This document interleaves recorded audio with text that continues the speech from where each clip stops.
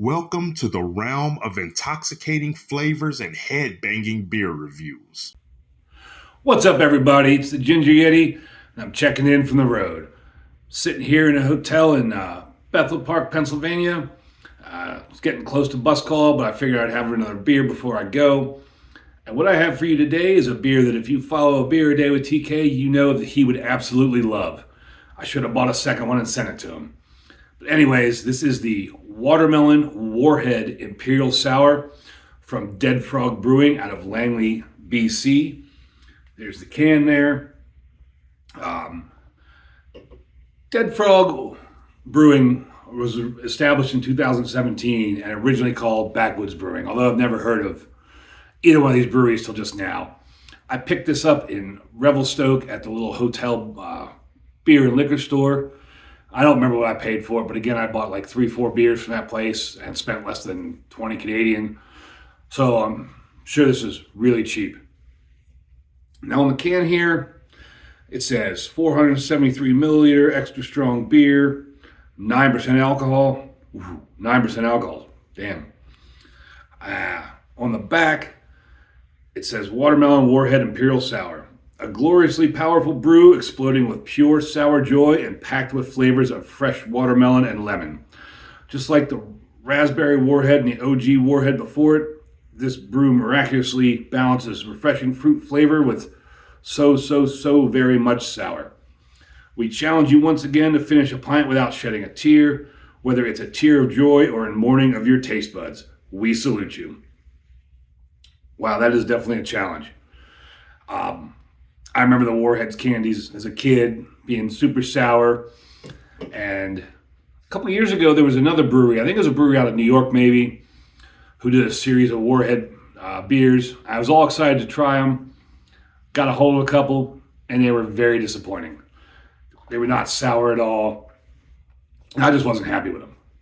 And now this one has already set themselves up for failure, saying it's super sour, calling themselves a Warhead, and all that nonsense about so very much sour. So let's see if it's actually as sour as they say it is.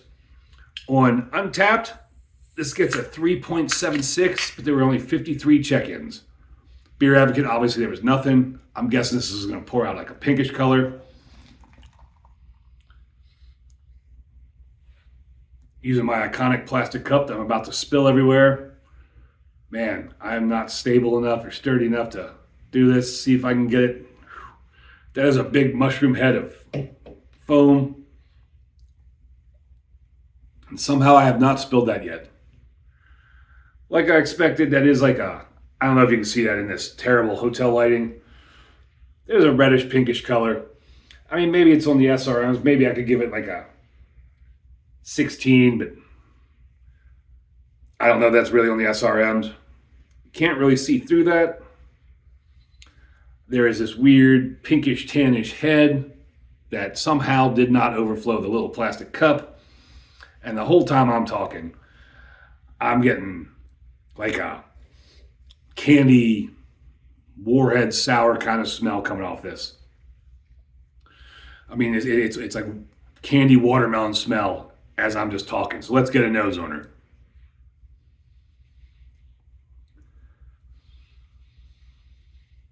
Yeah, that's like watermelon lemon candy.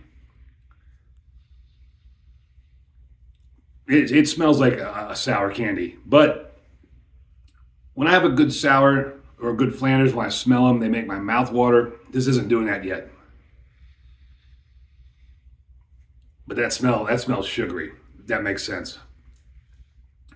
So for this Imperial so sour, I hope you live up to the name. Let's find out. Cheers, everybody.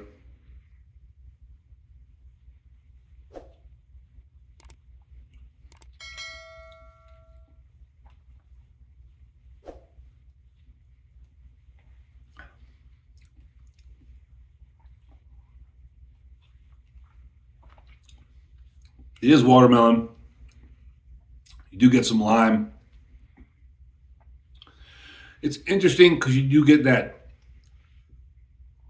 building up of sour like you would get when you're eating a Warhead or maybe a Sour Patch Kid.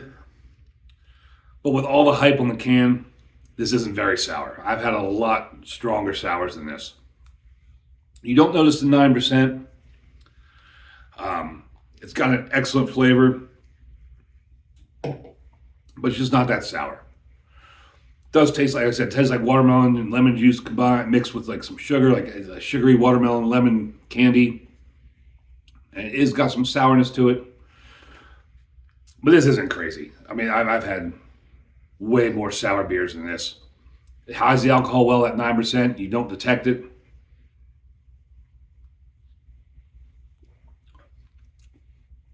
The flavors are really well done. And I'm torn on this one.